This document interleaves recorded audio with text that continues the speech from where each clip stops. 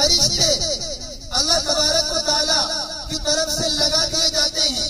گلیوں میں، کوچوں میں، سڑکوں میں فرشتوں کو لگا دیا جاتا ہے اور فرشتے یہ اعلان کرتے ہیں، گاؤں میں اعلان کرتے ہیں، محلوں میں اعلان کرتے ہیں کہ اللہ کے بندو نکلو اپنے گھروں کی طرف سے.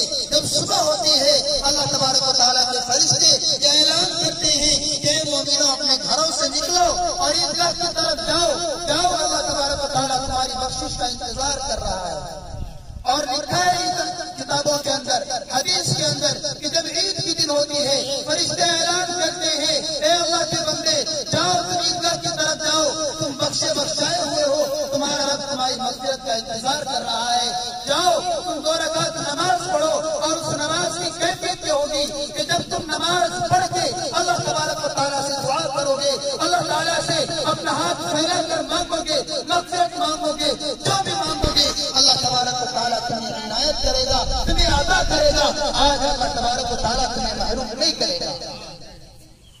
اور یہ دن ہے کہ مسلمانوں نے رمضان المبارک کے پورے مہینے میں جنہوں نے روزہ رکھے، عبادت کی، اعتکاف کیا، یعنی تمام عبادتوں کا جنہوں نے اہتمام کیا، اس کو پابندی کے ساتھ، شوق اور جذبے کے ساتھ ادا کیا، تو ایسے لوگوں کے لیے اللہ تبارک و تعالیٰ کا بڑا بخش اور بڑا اکرام ہے.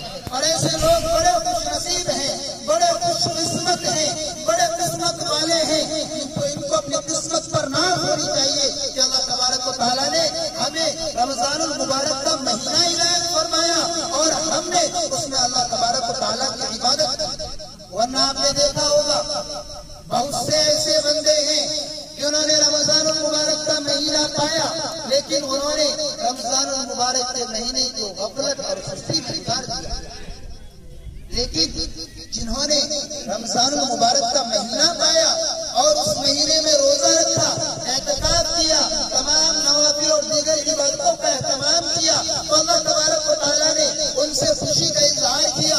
اور اس خوشی کے اظہار میں اللہ تبارک و تعالیٰ نے مسلمانوں کو حکم دیا کہ مسلمانوں جاؤ عیدگاہ کی طرف اور عیدگاہ جا کر تم 2 رکعت نماز پڑھو. اور میں آپ کو بتاؤں کہ عید کا دن ہوتا ہے، عید کا دن ہوتا ہے، جمعے کا دن ہوتا ہے جب لوگ اپنے بستی اور اپنے گھروں سے نکل کر مسجد آتے ہیں. ایک عید کا دن ہوتا ہے جس دن لوگ جمع ہو کر اپنے گاؤں اور محلوں سے آ کر عیدگاہ میں جمع ہوتے ہیں. یعنی جمعے کے دن بھی لوگ جمع ہوتے ہیں، جمعے کے دن بھی اذان ہوتی ہے، جمعے کے دن اذان ہوتی ہے، اقامت ہوتی ہے، تکبیر کہی جاتی ہے، خطبہ پڑھا جاتا ہے.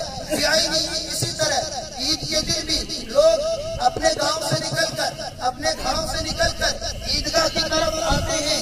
اور آنے کے بعد دوسری بات یہ دیکھیے کہ جمعے کے لیے تو اذان ہوتی ہے لیکن عید کے لیے اذان نہیں ہوتی. آپ نے دیکھا ہوگا، محسوس کیا ہوگا، عید کی نماز کے لیے کوئی اذان نہیں ہوتی. جمعے کی نماز کے لیے تو اذان ہوتی ہے، تکبیر بھی ہوتی ہے، اقامت کہی جاتی ہے، لیکن عید کی نماز کے لیے نہ تو اذان ہوتی ہے اور نہ ہی اقامت کہی جاتی ہے. دوسرا فرق آپ نے یہ دیکھا ہوگا کہ جب جمعے کا دن ہوتا ہے امام جب خطبہ پڑھتا ہے تو نماز سے پہلے پڑھتا ہے، لیکن جب عید کا دن ہوتا ہے تو امام نماز پہلے پڑھتا ہے، خطبہ بعد میں پڑھتا ہے. کیا وجہ، کیا حکمت؟ اللہ تبارک و تعالیٰ یہ کہتے ہیں بندو آج تو عید کا دن ہے، یہ جمعے کا دن نہیں ہے، یہ تو عید کا دن ہے، یہ خوشی کا دن ہے، یہ مغفرت کا دن ہے. میرے بندو تم نماز کا انتظار مت کرو، پہلے تم عیدگاہ کی طرف جاؤ اور فجر کی نماز کے بعد تمہیں کسی نماز پڑھنے کی اجازت نہیں ہے، تمہیں اشراق پڑھنے کی اجازت نہیں ہے، کسی بھی نوافل پڑھنے کی تمہیں اجازت نہیں ہے. علماء نے لکھا ہے کہ عید کے دن فجر کی نماز کے بعد کوئی نماز کی گنجائش نہیں. اگر کوئی پڑھے تو وہ گنہگار ہوگا. تو عید کے دن اللہ تبارک و تعالیٰ کی طرف سے یہ اعلان ہے کہ بغیر تاخیر کیے، بغیر کوئی نماز پڑھے تم اللہ تبارک و تعالیٰ کی طرف سے بس کھانا یا دودھ کوئی میٹھی چیز اپنی منہ میں ڈالو، اس کے بعد عیدگاہ کی طرف نکل جاؤ. عیدگاہ کی طرف نکل جاؤ، نہ اذان ہوگی نہ اقامت ہوگی، پہلے تمہیں نماز پڑھتی ہے، نماز پڑھ کے مجھ سے دعا مانگی ہے، میں تمہیں بخشوں گا. اور دیکھیے اذان اور اقامت نہ ہونے کی وجہ، خطبہ بعد میں ہونے کی وجہ یہی ہے کہ اللہ تبارک و تعالیٰ اپنے بندے سے یہ چاہتے ہیں کہ جب تک اذان ہوگی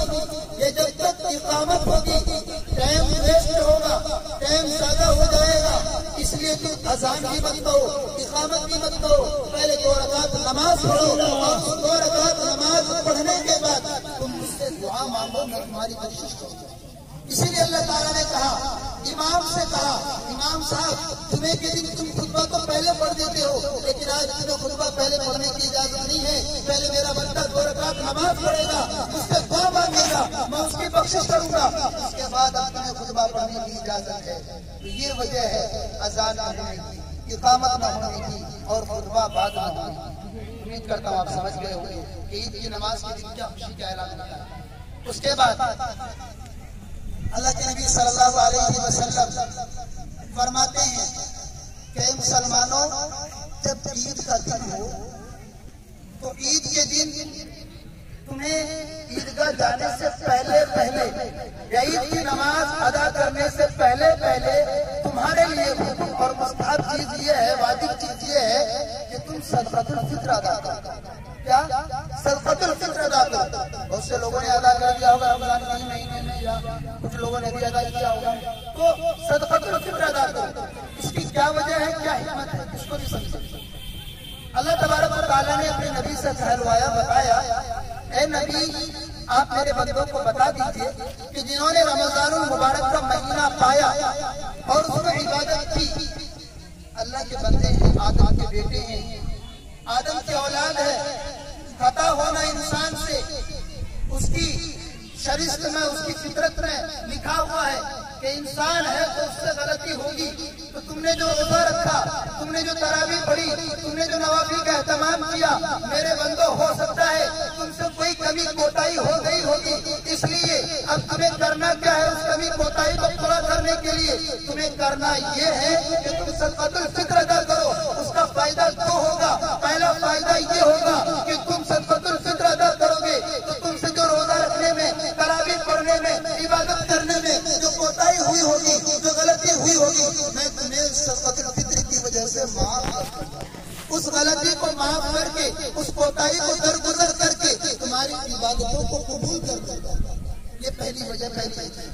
دوسری حکمت، عید کا دن سب کے لیے خوشی کا دن ہے، غریب کے لیے بھی، مالدار کے لیے بھی، بلکہ مالدار کے لیے تو ہر دن خوشی کا ہی ہوتا ہے۔ اصل عید تو غریبوں کی ہے کہ غریب کے جو بچے ہوتے ہیں، جو غریب معصوم بچے ہوتے ہیں، ان کے پاس ہو سکتا ہے کسی کے پاس کپڑے پہننے کے لیے، خریدنے کے لیے پیسے نہ ہو، مالداروں کے لیے تو ڈھیر سارا پیسہ اللہ تعالیٰ نے انہیں دیا ہے۔ تو اللہ تبارک و تعالیٰ یہ کہتے ہیں کہ میرے بندو، تمہیں تو میں نے مال دیا ہے، دولت دیا ہے، تمہاری تو ہر دن عید بھی ہوتی ہے، لیکن کچھ غریب بھی ہوں گے، تمہارے بازو میں کچھ مسکین بھی ہوں گے، تمہارے پڑوس میں کچھ یتیم بچے بھی ہوں گے، تمہیں ان کا خیال رکھنا ہے۔ اب ان کا خیال کیسے رکھو گے؟ کہ صدقۃ الفطر ان کو دو تاکہ ان کی بھی عید ہو جائے۔ تو دوسری حکمت یہ ہے کہ اللہ تبارک و تعالیٰ کے جو غریب بندے ہیں، اللہ تبارک و تعالیٰ نے ان کی رعایت کی۔ دیکھیے اسلام جو ہے ہر شخص کی رعایت کرتا ہے، چاہے وہ شخص مسلمان ہو یا غیر مسلم ہو، چاہے وہ شخص مرد ہو یا عورت ہو، چاہے وہ شخص مالدار ہو یا غریب ہو، اسلام اپنے قانون میں، اپنے اصول میں، اپنے ضابطے میں ہر شخص کی رعایت کرتا ہے، ہر شخص کو مد نظر رکھتا ہے کہ کسی کا نقصان نہ ہو جائے، کسی کو زیادہ خوشی نہ مل جائے، کسی کا دل نہ دکھ جائے، ہر ایک کو مد نظر رکھتا ہے۔ اسی کو مد نظر رکھتے ہوئے مالداروں نے حکم دیا کہ تم غریبوں کو صدقۃ الفطر ادا کرو تاکہ ان کی بھی عید ہو جائے۔ یہ مصلحت ہے۔ دوسری بات، عید کے دن مغفرت کا اعلان ہوتا ہے، عید کے دن مغفرت کا اعلان ہوتا ہے، بخشش کا اعلان ہوتا ہے، اللہ تعالیٰ اپنے بندوں کو بخشتے ہیں۔ تو اس دن شیطان جو ہوتا ہے، آپ نے حدیث میں پڑھا ہوگا یا سنا ہوگا علماء سے کہ جب رمضان کا مہینہ آتا ہے تو شیطان کو قید کر دیا جاتا ہے، شیطان کو بیڑیوں میں جکڑ دیا جاتا ہے، اس کو قید کر دیا جاتا ہے۔ لیکن جب رمضان کا مہینہ ختم ہو جاتا ہے، اینڈ ہو جاتا ہے، تو شیطان کو پھر چھوڑ دیا جاتا ہے، آزاد کر دیا جاتا ہے۔ اب وہ شیطان کیا کرتا ہے؟ حدیث کی کتابوں میں لکھا ہے، اللہ کے نبی صلی اللہ علیہ وسلم فرماتے ہیں کہ جب عید کا دن ہوتا ہے شیطان کو آزاد کر دیا جاتا ہے۔ شیطان ملامت کی وجہ سے، افسوس کی وجہ سے اپنے آپ پر حسرت کرتے ہوئے یہ کہتا ہے کہ آج तो मेरे लिए बड़ी बदकिस्मती की दीन है। बदकिस्मती की दीन इसलिए है कि रमजान के पूरे महीने में मुझे कैद कर दिया गया और अल्लाह के बंदों को मैं बहका नहीं सका, और अल्लाह के बंदों ने रमजान में रोजे भी रखे, मैं बहका नहीं सका, तरावी भी पाबंदी से पढ़ी, मैंने बहका नहीं सका, और एहतिकाफ भी किया, मैंने बहका नहीं सका। यानी रमजान में मेरा जोर नहीं चला। तो शैतान क्या करता है? अपने सर पर मिट्टी डालता है, अपने सर पर मिट्टी डालता है, अफसोस करते हुए, गमज़दा होते हुए। तो शैतान के जो चेले होते हैं वो कहते हैं, आका आप क्यों अफसोस में, आप क्यों परेशान हैं, आपको किस चीज का गम है? शैतान कहता है, अरे मेरे चेलों, तुम जानते नहीं, रमजान के पूरे महीने में अल्लाह के बंदों ने रोजा रख लिया, तरावी पाबंदी से पढ़ी और एहतिकाफ भी किया, जितनी भी इबादतें हो सकती थी उन्होंने कर लिया, मैं उनको बहका नहीं सका, इसलिए आज मैं अफसोस कर रहा हूँ। शैतान के चेले कहते हैं, आका आप हुक्म को दीजिए, मुझे करना क्या है, आप टेंशन मत लीजिए, आप अफसोस मत कीजिए, आप मुझे हुक्म दीजिए, इशारा कीजिए, मैं अल्लाह के बंदों को बहकाने में लग जाऊंगा। तो शैतान अपने चेलों से कहता है कि रमजान मुबारक के पूरे महीने में उन्होंने जो सवाब नहीं कमाया उससे कहीं ज्यादा गुना ईद के दिन उनसे करवाओ, ताकि उनका अल्लाह उनसे नाराज हो जाए। क्या कहता है शैतान?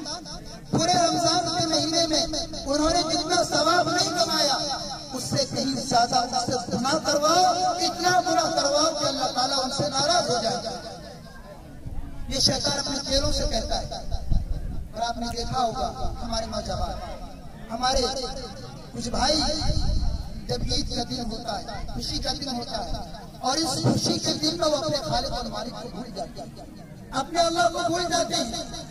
ईद के दिन होती है, नमाज के लिए ईदगाह आते हैं, आने के बाद उनका मूड और मिजाज बना हुआ होता है, उनके माइंड में यह सेटअप होता है कि ईद की नमाज होगी, वापस घर आएंगे, घर आने के बाद जो कुछ मैसर होगा खा लेंगे, उसके बाद हमें अय्याशी करना है, उसके बाद हमें फिल्मों के हॉल में जाना है। रमजान के महीने में अल्लाह के उन बंदों ने इबादत की थी, जिन्हें के अड्डों को उन्होंने आबाद नहीं किया था, शराब के अड्डों को उन्होंने आबाद नहीं किया था, तरावी उन्होंने पाबंदी से पढ़ी थी, लेकिन अब रमजान के बाद में छुटकारा मिल गया।